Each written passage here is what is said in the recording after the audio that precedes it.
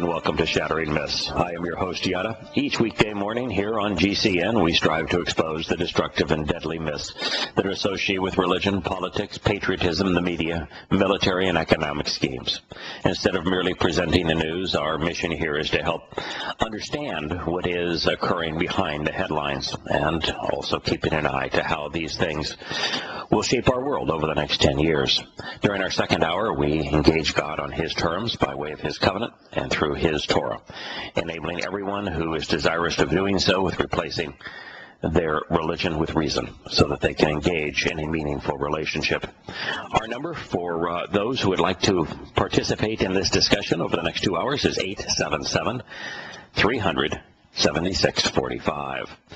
Received a number of emails from a news junkie friend of mine that just is fascinated by all the things that are happening, particularly what they portend for the world. He wrote, did you happen to catch any of the media's coverage of the opening of the new $250 million Bush Library? Now, it's really not a library, of course, these things. They're monuments to ex-presidents. They're puff pieces designed to elevate the individuals who hold the office of president to saintly status in the country. So it's really a $250 million shrine to an absolute moron. They gave, in fact, his comments, he says, during my youth, you would never see me in a library, and now I've founded one. He wrote, they gave these guys almost iconic status. One CNN reporter who described himself as a political junkie was giddy as he described what it was like to be in the presence of the presidents all gathered together in one place. He says these political leaders are afforded a status that is unbecoming. Honestly, he said, I don't know what they've done to deserve such reverence. The country's credit rating has been downgraded. The national debt is completely out of control, as is federal spending. The foreign wars that we've engaged in have made very bad situations much worse. And we've endured another brutal Islamic terrorist attack with the government witnessing it, even though they were forewarned about it. It's questionable, too, isn't it? You look at Washington, D.C., and you see the obelisk, the pagan shrine, the Egyptian monument to the god Amen-Ra, resurrected as a Freemasonry shrine, religious shrine to George Washington, whose driving force in his life was Freemasonry, which is a rather overtly satanic religion. In fact, it was Morals and Dogma, written by Pike, who crafted the tenets of Freemasonry. Freemasonry was actually usurped by Adam Weishaupt, the founder of the Order of the Illuminists. The guy that came up with the whole concept of political correctness and socialist secular humanism. Karl Marx was actually writing on behalf of the legacy of Adam Weishaupt. The French Revolution, the Jacobins, were a derivative of Weishaupt's ideology. Thomas Jefferson, the famed American president, was a Jacobin, while folks like Washington were Freemasons. In fact, the Freemasons dominated early American life. It is not a religion that would be at all akin to Christianity. There's a lot more in common with Islam. But it was in reading Morals and Dogma that I came to understand how Satan in Islam can be both Allah and be opposed to Satan. It is explained at the conclusion of Morals and Dogma, where Satan, they speak of him as the great light bearer, as Lucifer, because of the Latin loosened the concept of lux and light in Latin. It's a made-up name, of course. It's not his actual name. His actual name is Halal bin Shakar. But in the Morals and Dogma, it says that Satan says, I have no interest in being known as Satan, which is Hebrew for the adversary. I do not wish to be known or worshipped as the adversary, but as God. And then the lights went off. Of course, that's why in the Quran, Satan is attacked. That's why in Paul's letters, Satan is assailed. He does not want to be known as the adversary. He wants to destroy the adversary concept. He wants to look like the adversary is the bad guy, but yet he himself should be worshipped as the Lord God. So it is interesting how America has built shrines to these presidents. The Lincoln Memorial is actually called a shrine. It's a temple in its legal definition. So is the monument erected to Thomas Jefferson, who would have been appalled by such things. And of course, the obelisk to Washington is overtly religious, pagan, sun god, and Freemason in its orientation. So it is indeed sad that America has raised the status of these men to saints and almost godlike in their reverence. He went on in another email to me, the same individual, who wrote, on today's show you define the word radicalized. And it's actually, it shouldn't be used as a verb. It is primarily an adjective. It is a noun, but it's a noun only in the sciences, and so it is a corrupted term, if you will. It is a very viable noun in the sciences, and it is used as an adjective, but to use it as a verb, to say that someone has been radicalized, is pushing the language way beyond any reasonable level. And when you do that, when you start taking words out of their proper meaning and proper context to twist them, there's an obvious realization that most people don't want to embrace, which is that collectively people are lying. And when you see radical Islam, or just a self-radicalized, as the media is now covering this, and you see the same term, self-radicalized, as a verb, used by almost all politicians, by almost everyone in the media, print and electronic media, and by most everybody in law enforcement, when everyone is using the same kind of term, and that term is inappropriate, as we discovered yesterday, then you know that there is a conspiracy. There is no other rational conclusion when the same word is used ubiquitously by everyone in three disparate institutions, all at the same time, all for the express purpose of misleading.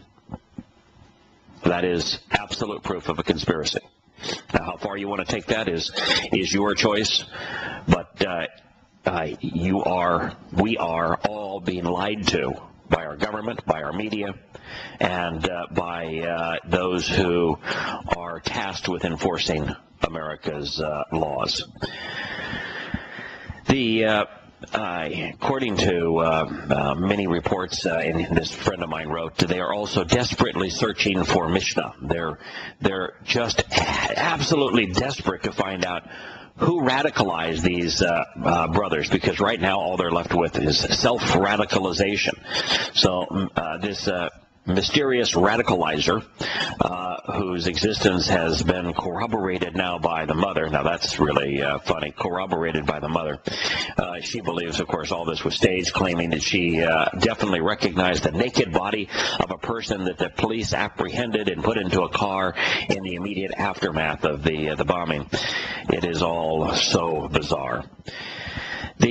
One of the things that I shared with you the other day was that how inappropriate the gunfire exchange was between Joe Carr and the SWAT teams that were there on the scene once the neighbor had the boat owner found Joe Carr in the boat, and he just saw the blood trail. It was obvious.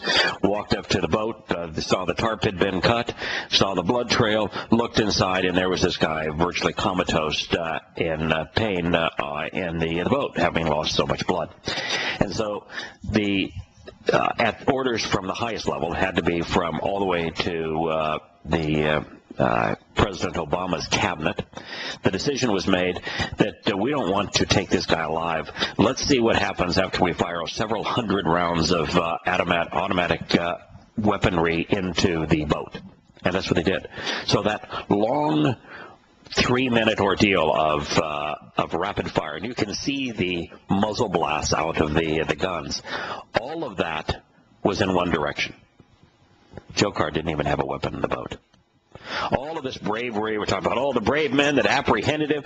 Here they were in full body armor, shooting automatic weapons, which Americans can't even own, assault weapons, into a plastic boat with a man lying in it with full view of it because of the infrared kind of cameras, and in a community packed with houses and people. Law enforcement is shooting hundreds and hundreds of rounds at an unarmed man in a boat, in a plastic boat. Completely and totally inappropriate, but there's no outcry against it. There was more information on Mommy Joker yesterday too. I had shared with you that she was did not want to come to America because she skipped bail. She was arrested and has a trial pending that she welched on for having shoplifted. Well, it wasn't minor shoplifting. Mommy Joker stole $1,500 of clothes from a Lord & Taylor. It's grand larceny. After the younger brother, this is also interested, admitted that they had perpetrated the bombing to defend Islam, the mainstream media outlets continued to search for explanations. How, when someone confesses to the crime, does one still search for explanations? It's like 9/11. In the voice recorders of all of the airplanes that were crashed into our buildings, as well as the one that was crashed into a field, 100% of the commentary was reading of the Quran and screaming Allahu Akbar. Why does one need a confession? It is Islam, stupid. I am Yahowah. We'll return to Shattering Myths after the break.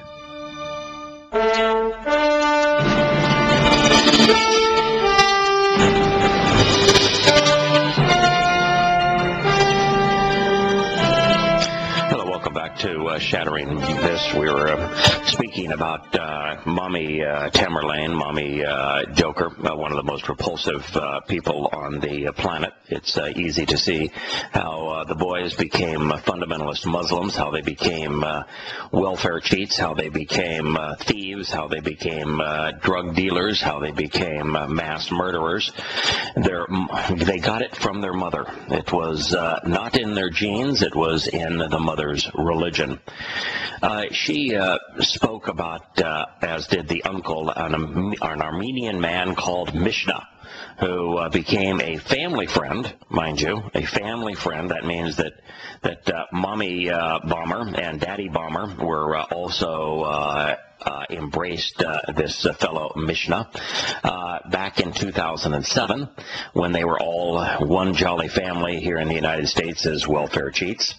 And she said that her eldest son, Tamerlan, had respected him very much for his adherence to Islam, as did Mommy Tamerlane and Mommy Joker.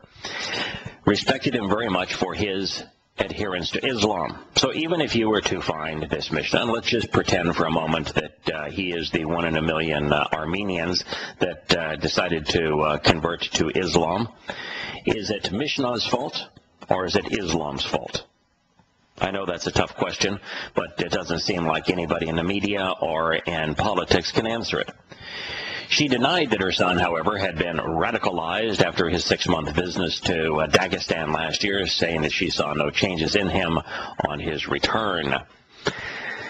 Then this from Watertown, Mass. The people of Watertown, which is heavily Armenian, were casting doubts on the claims by the relatives of the Boston bombing suspect that an Armenian convert to Islam was somehow at fault. It is beyond comprehension that the media is even running with that story. We'll get to the Armenian angle here just in a second. But if the person who indoctrinated the boys in Islam was a devout Muslim, isn't Islam still the bottom line problem? Anyway, this from the Armenian community. It says, quote, for an Armenian convert to Islam, or finding an Armenian convert to Islam is like finding a unicorn in a field, said Zuraban, a information technology director who lives in Cambridge. It would be such a shock to the Armenian community that a Armenian converted to Islam that everyone in the community would know such a person. The Associated Press reported Tuesday that relatives of Tamerlan Shanarev, the older of the two suspects, well, he's no longer a suspect, he's dead, say that he came under the influence of a man named Mishnah who preached to him in his kitchen and turned him into a radical form of Islam. Of course, we know that radical is inappropriate, and the form of Islam that the brothers professed is fundamentalist. It's the Islam that is presented in the Quran and in the Hadith. I'm very familiar with it since I've written the most comprehensive book on the Quran and Hadith. Shanarev's uncle in Maryland, Ruslan, and his former brother-in-law in Kazakhstan, Al-Mirza, said that the man was an Armenian convert who was heavyset, bald, and around 30, and had a reddish beard. I think now what we need to do is we need to bar Armenians from the country, either that or bald men, red-headed men, or anyone of the age of 30. That would be the culprit here. We don't want to blame the bombings on Islam, so let's go after red-headed, bald men. I don't know, maybe that's an oxymoron. A couple of hundred Armenians gathered outside the St. Stephen's Armenian Apostolic Church on Wednesday to commemorate 98 years since the start of the conflict that Armenians recall as a genocide by Ottoman Turks that belongs in the same category as the Holocaust. Before it was over, 1.5 million Armenians were murdered.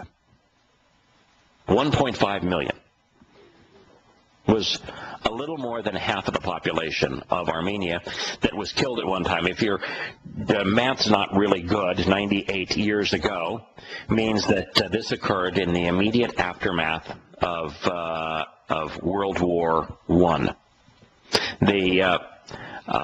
The Turks, who consider themselves, ruthless fighters, the ego of Muslims, oh, we are the best warriors in the world. With Allah's help, we will kill anybody. The Muslims from Turkey had decided that they had an opportunity to go after the Tsar and to conquer more land for the Ottoman Empire. And they got their clock cleaned by the Tsar. And so on the way back, as Muslims do, if you read the Hadith in the Quran, you'll see this all over the Hadith and Quran.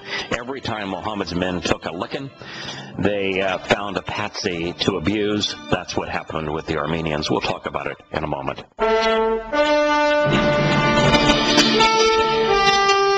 Shattering Myths, we're talking about the Armenian community, since an Armenian named Mishnah is now being being blamed for having radicalized the bomber boys.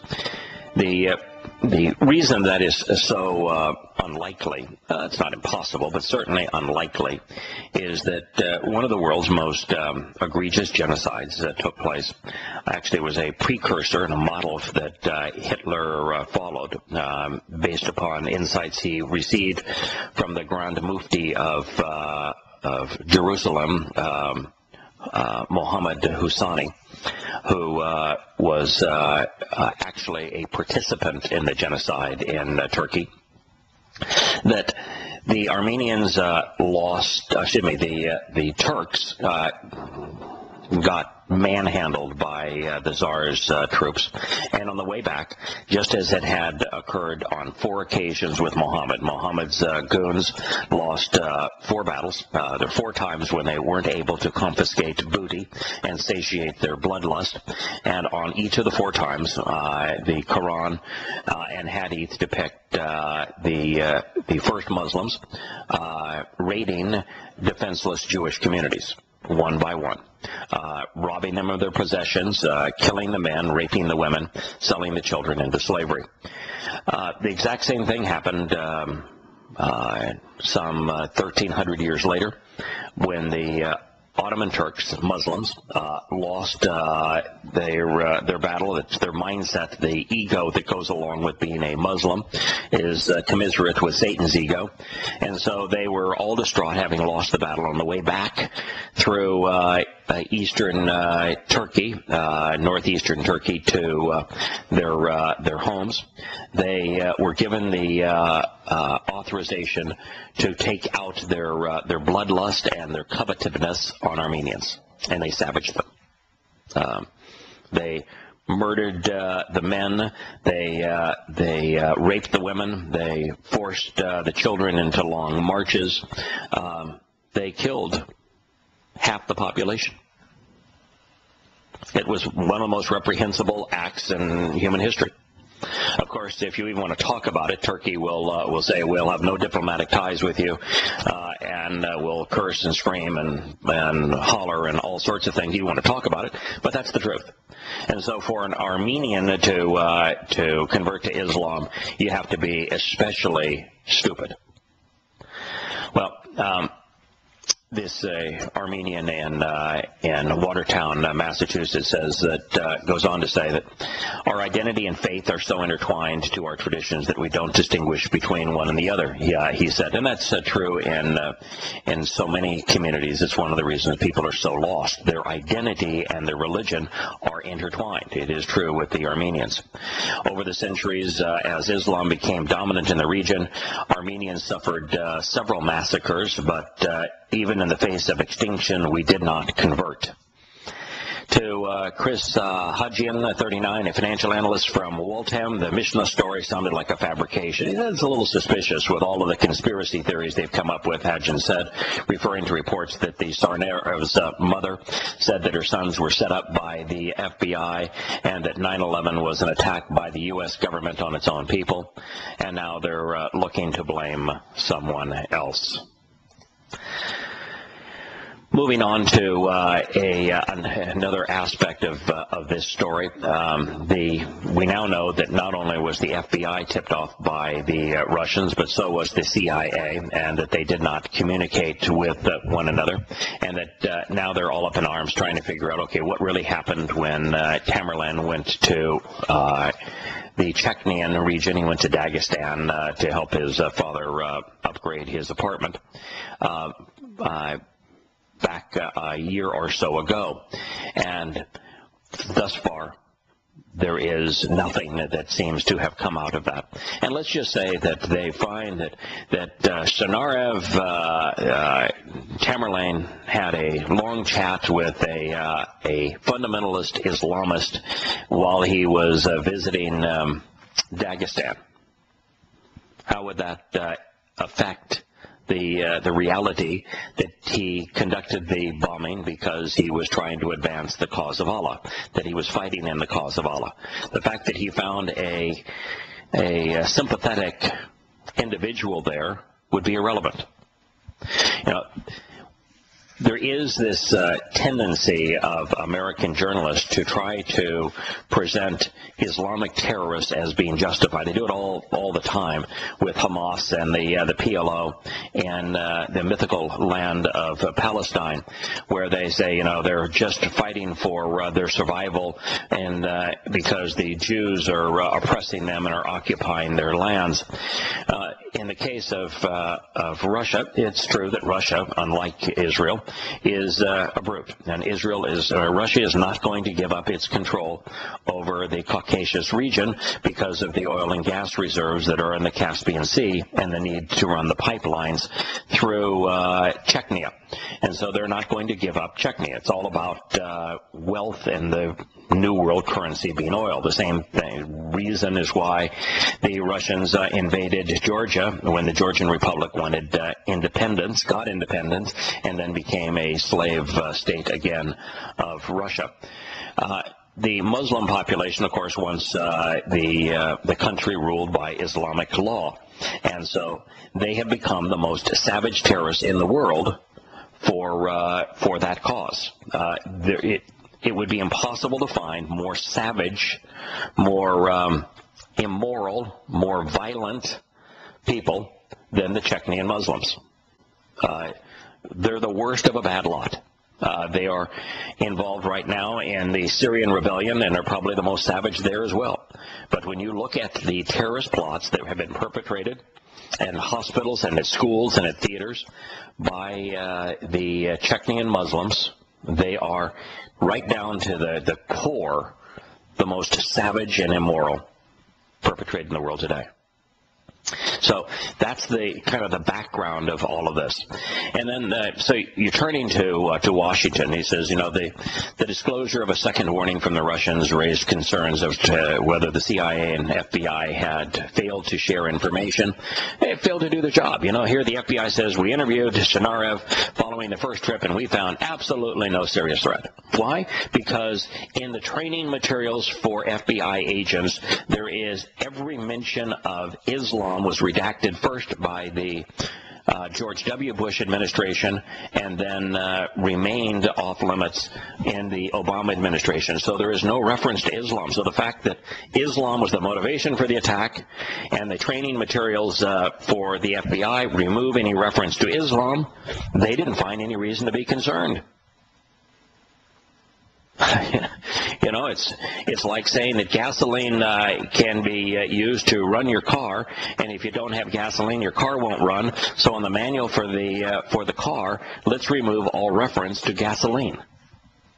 And then when somebody says, the car won't run, and they said, but we can't come up with any reason as to why the car won't run, the same exact situation is true with Islam being the fuel of terrorism. And when you remove all references to Islam and terrorism, then you've got no idea why terrorism occurs. So here's the senators in Washington saying that, that this lack of communication is something we need to look at again. It's the very thing that came out of the 9/11 findings, is that they don't communicate with one another. So either they're complicit in the terror that is being perpetrated on America, or they're so incompetent they should all be fired. But most certainly they should not be praised. It looks like the bomb, one senator said, this is actually a congressman, Dutch Rupsinberger, said, it looks like the bomb was based upon one presented on Inspire magazine on how to build a bomb in mom's kitchen. Thank you very much, Congressman. We knew that the moment we heard that it was a pressure cooker. Another congressman said that the Boston bombings pose a new kind of threat to the United States, where we are now facing more of what Europe has faced, with an alienation of part of the immigration population that is self-radicalized. Can't, for the life of him, come up with the one common denominator in all this. We've invited the poison of Islam into the country. Jokar has told individuals, all the investigators, that he and his brothers acted without assistance from any foreign or domestic militant groups. That's what they wrote in their confession. That's what they've said. That is what is obvious. Sternarev has told investigators that he and his brothers acted without any assistance from any foreign or domestic militant group, according to all the members of Congress who have been briefed by law enforcement. Quote, that basically seems to be the story, but I don't see how we can accept that, Representative Peter King, a New York Republican on the Homeland Security Committee, told CNN. Yeah, that's the story. That's the confession. But I don't see how we can accept that. I mean, how do you get any more complicit in a complete breakdown of judgment, of morality, of conscience than that? The truth is obvious. They did it because they were motivated by Muhammad's words and deeds to commit acts of terror on non-Muslims. That's the obvious. That's what they've confessed to. That's every investigation of this thus far has come to that conclusion. And here's a congressman saying we can't accept that. Why? Because then they don't have any label to whitewash this. They can't say this was Al-Qaeda and therefore our enemy is still this essentially defunct organization. That's why. Because when that's the truth, then it's a single word, Islam. Then the problem is Muslims. Then the problem is the Quran. Then the problem is the U.S. Constitution, which doesn't allow America to defend itself against a religion. So now what do you do? So here's the congressman saying, yeah, that basically seems to be the story. No matter where you look, that's the story, but I don't see how we can accept that. Here's another related story. I shared this with you briefly, but here's some more information on this. For a mommy and daddy Muslim to name their eldest son Tamerlane, after Timur the Lame, is one of the most grotesque confessions a religion has ever made.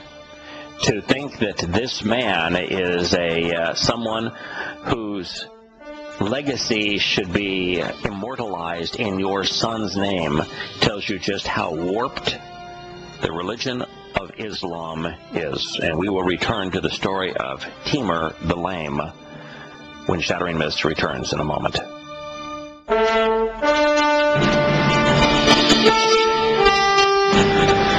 Welcome back to Shattering Myths. We're turning to the namesake of Tamerlane, the suspect number one in the Boston bombing. He was named after Timur, who conquered as a Muslim, not to open trade routes, as had Genghis Khan, his great grandfather, I assume. Timur certainly claimed to be related to Genghis Khan and Kublai Khan. Whether or not he was, or that was mythical, can't tell you, but he was a Mongolian by race, Muslim by religion. He did not, however, like Genghis Khan, to just simply conquer, to open up and protect trade routes, but simply for one reason, to do the same thing that Muhammad did. All of Muhammad's terrorist raids were exactly the same reason as were Tamerlane's: to loot and pillage. Every one of Muhammad's terrorist raids were designed to loot and to pillage, just as were Timur's, this most vicious of Muslims. The Timurid Empire did not last long after its founder died, because he rarely bothered to put up any governmental structure in place after he destroyed the existing order. While Timur professed to be a good and devout Muslim, he obviously felt no compunction about destroying the jeweled cities of Islam and slaughtering their inhabitants, including Damascus and Baghdad. You know, this idea that a Muslim loves other Muslims is just total nonsense. Even Yahowah knew that it would be the case as he spoke of Muslims, saying that their brother's hand will be raised against them and their hand will be raised against their brother, and that they will live in hostility with the whole world. They are hostile to one another. So the fact that Timur was a good Muslim and that he killed Muslims in addition to non-Muslims is just part of the definition of being a Muslim. The Quran even tells Muslims to kill Muslims. So he slaughtered the inhabitants of cities like Damascus and Baghdad that were only bejeweled because of the stolen loot that Muhammad's legacy had wrought. His intent seems to have been to make his capital at Samarkand, the first city of the Islamic world. Contemporary sources say that Timur's forces killed around 19 million people. So Timur the Lame, Tamerlane, killed 19 million people. That's how savage he was. That number may be slightly exaggerated, but he does seem to have enjoyed massacring people just for the enjoyment, just for the pleasure of seeing people suffer and die. He would typically create mountains of skulls, cut off people's heads, and just pile mountains of beheaded individuals in the middle of a town that he had conquered. So for Shnerev to have named their child Tamerlane tells you a great deal about this individual. We read yesterday in the news, speaking of this same thing, and I think we'll be done with it with this last story, that Dzhokhar and Tamerlane had decided they were going to set off another bomb, this one in New York City. It's not the FBI investigative team, however, that found this out.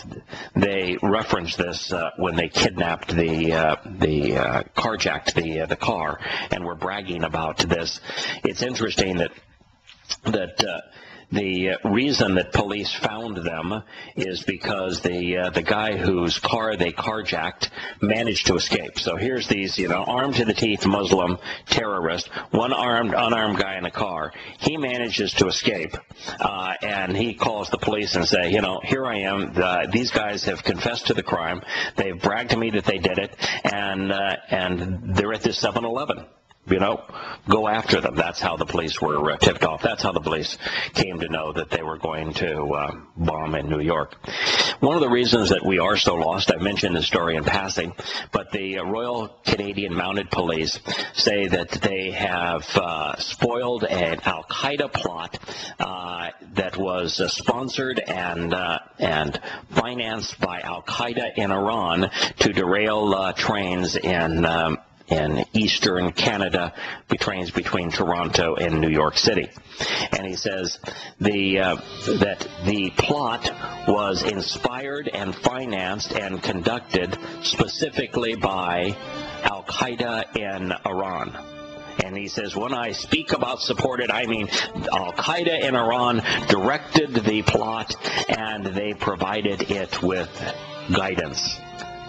That has got to be the dumbest thing that I have heard a government official say in a very long time. We'll talk about that in a moment.